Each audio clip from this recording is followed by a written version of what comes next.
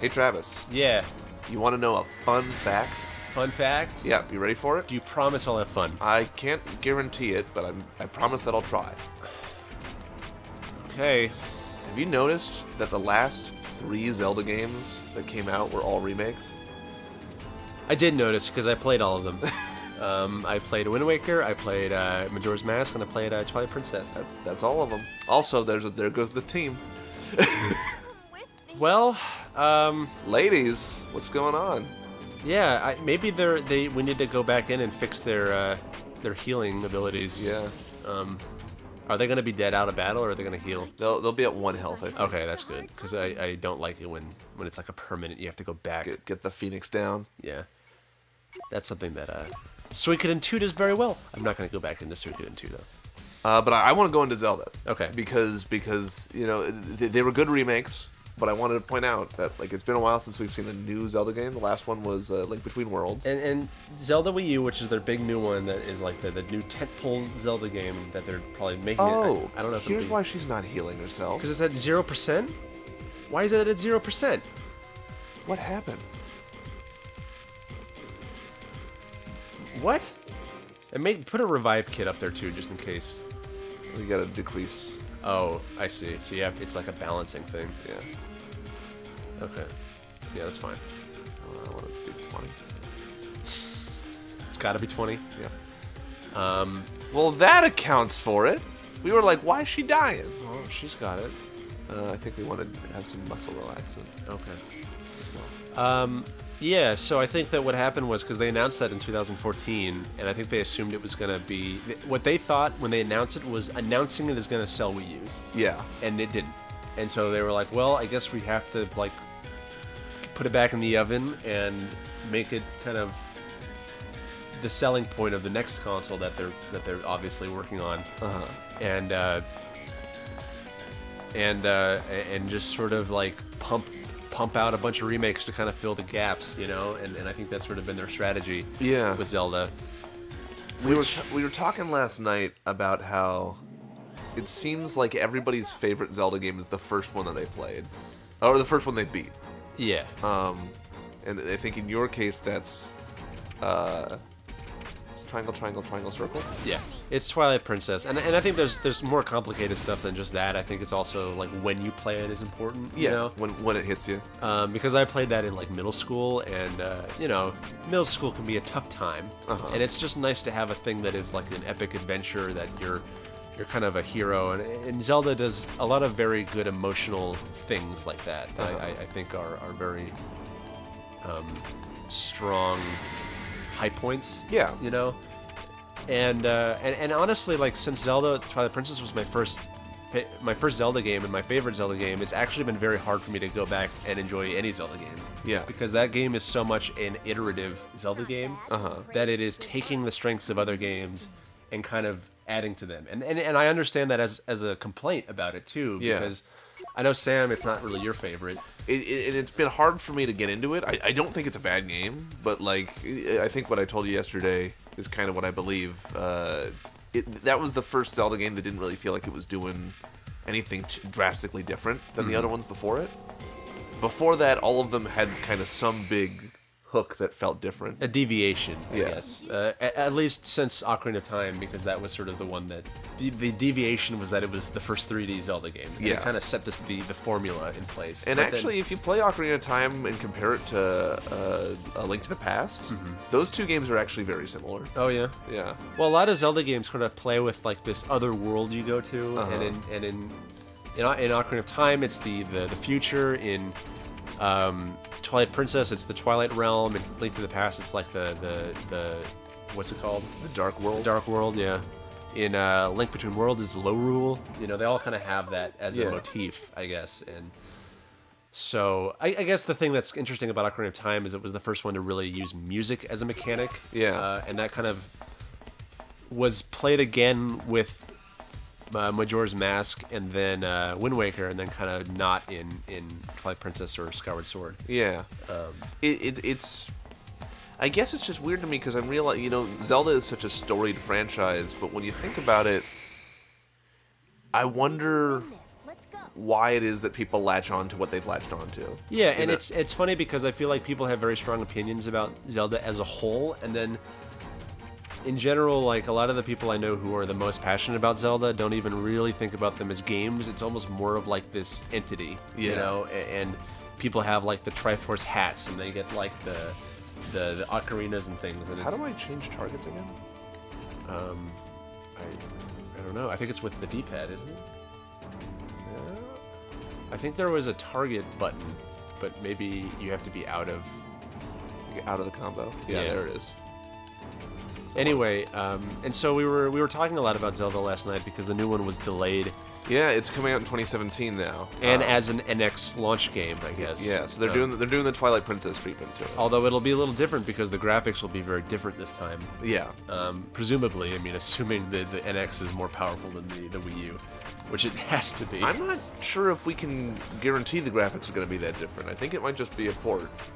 Yeah, but I mean, it'll still be, if anything, it'll be like better frame rate or better fidelity or better. I mean, obviously, it'll be a Wii U game running on a higher res console, so it'll be as good as like the Uncharted like definitive collection is on PS4. Yeah, you know, it'll be like that, and you know there is limitations to that, and so I don't know if the difference is going to be like night and day.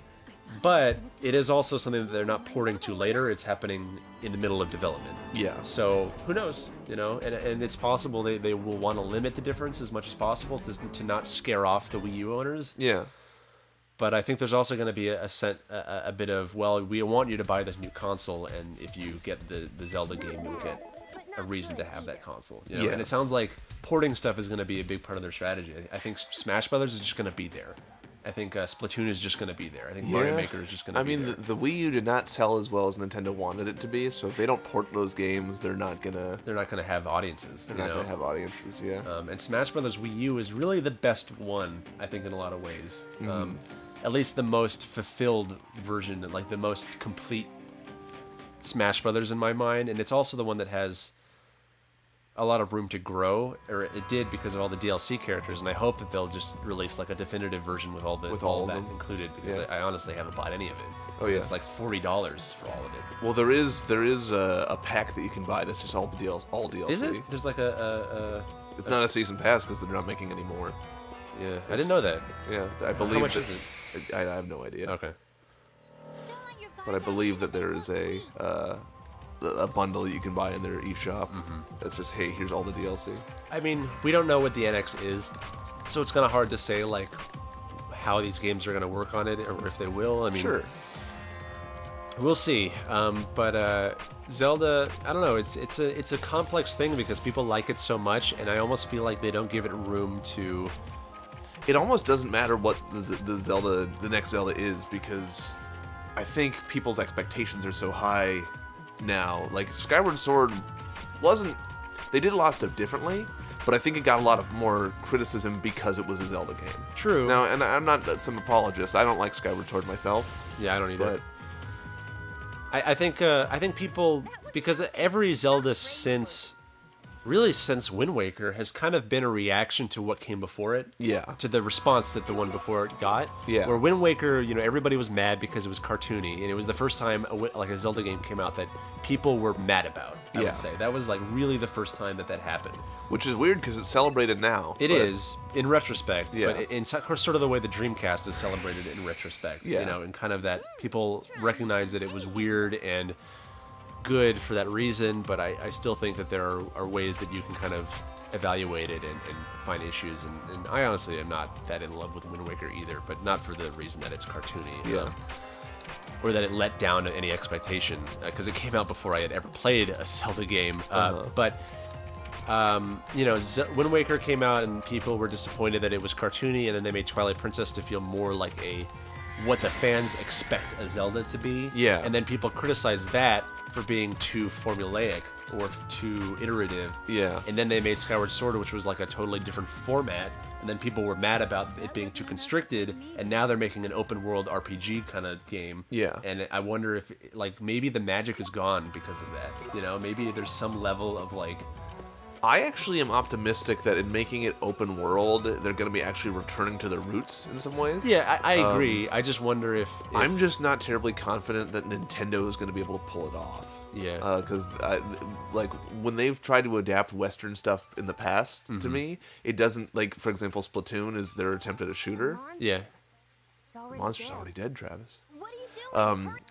I didn't think that it worked particularly well. Now, you love Splatoon. And a lot of so people do. It was a big success for them. It's just my opinion.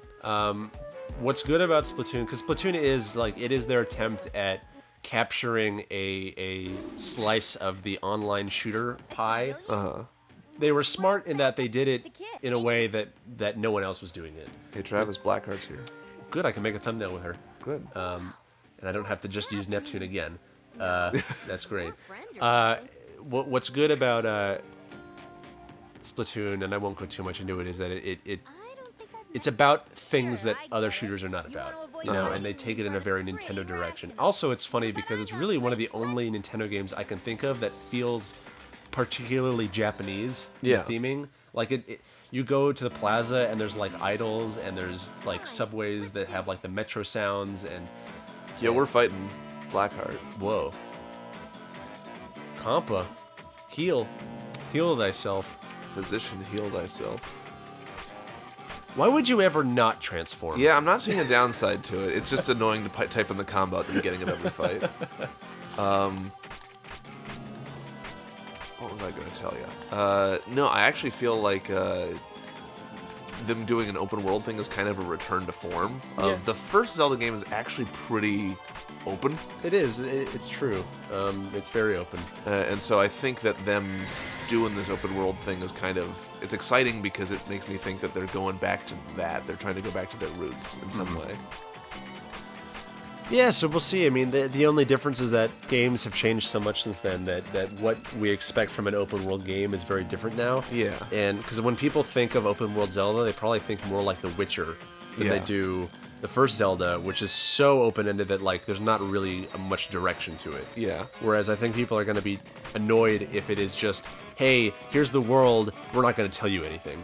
Yeah. You know? And that's very much what the first Zelda is. Yeah. So, you know, they kind of have to balance it. They have to balance between doing exactly what other people in the industry are doing with that formula and making it very directed and Witcher-ish or you know, Dragon Age-ish, or doing what they know the original Zelda did so well and make it really like kind of mysterious and kind of.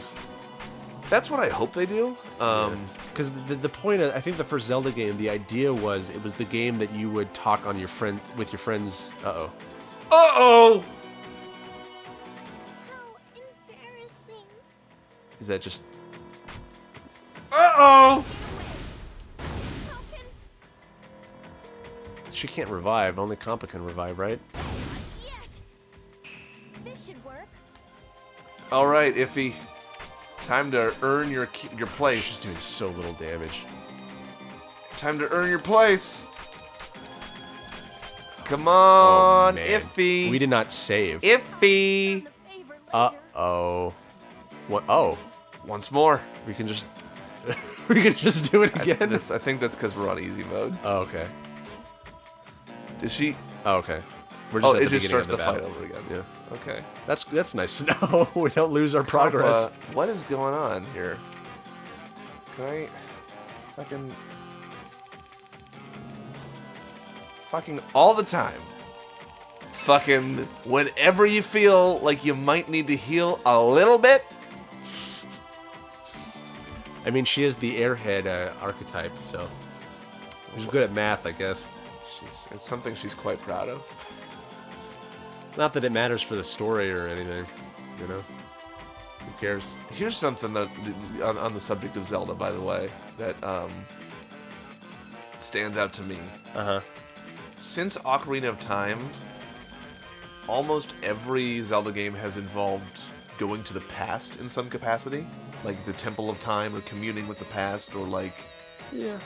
this kind of storied or Skyward Sword just sort of being the past. So that's what I was going to bring up. Is Skyward Sword is it was supposed to be the prequel, right? Yeah. The first one. Uh-huh. Even that one has a lot of talking to the past in it. It's true, yeah. It's like what came before. You go to the ancients. past. Yeah. You talk to the dragons. There's a goddess that was before you. Like, even the one that's supposed to be the first one has a lot of like, hey, we're going. You know, you got to look back in time. Yeah. Which is interesting. I think that's an interesting motif. I don't know. It's interesting, but it kind of frustrates me that it's still the motif. Does that make any sense? Like that even when they were going back to like do some, you know, legend-defining stuff in the first one, they didn't break from that. Yeah, no. There's still a Temple of Time. It's true, and that's sort of that was one of the things that I realized playing Twilight Princess again on the Wii U after I'd played everything else, is that like the Temple of Time is really just here for there to be a Temple of Time in a Zelda game. Like, there's no real reason why it has to be. Yeah. You know, make it a dungeon, good, I guess, but like, the Temple of Time had a specific purpose in Ocarina of Time. Right. Here, it's just here because it's a Zelda thing. Yeah. You know? And I think that's part of the problem with Ocarina of Time being so beloved and so celebrated, is that it kind of forced... It's overshadowing the rest of the series. It set a tone, and they have to, like I think Nintendo feels like they have to use those threads in every Zelda game. It's like, if, you know, we have to use these points because the most successful Zelda game had them, and that's what people associate with Zelda. Yeah. You know, we can't deviate from that or else people will be mad. Yeah. Compa's down again. Compa. You the best, Compa. Well, we're gonna do it this time. You do you, girl. Take a nap. Take a nap, Compa. Take a nap. Take a nap. Yeah, I don't know. Zelda is interesting, and I hope that it pulls off. I honestly, like, I have weird relationship with Zelda, though, because I feel like I don't trust it until I play it now. Yeah. You know, like, if it until it comes out, I'm not gonna really feel much for it. Yeah, I think getting hyped for a Zelda game, like the last Zelda game I got hyped for was Skyward Sword. And I was really excited for that, and it was such a deflation. Yeah. By the way, we're not going to get that trophy that Neptune never dies. Travis's face How could I lose? just really Have sunk. you powered up since leaving You look Celestia? positively stone-faced right now. Don't take your glasses off. Travis, it'll be okay. I wanted the trophy, man. Travis, don't. It's okay. We'll do New Game Plus. the trophy. We'll do New Game Plus. We can. I wanted the trophy. We could load our last save. We could do the last hour and a half all over again.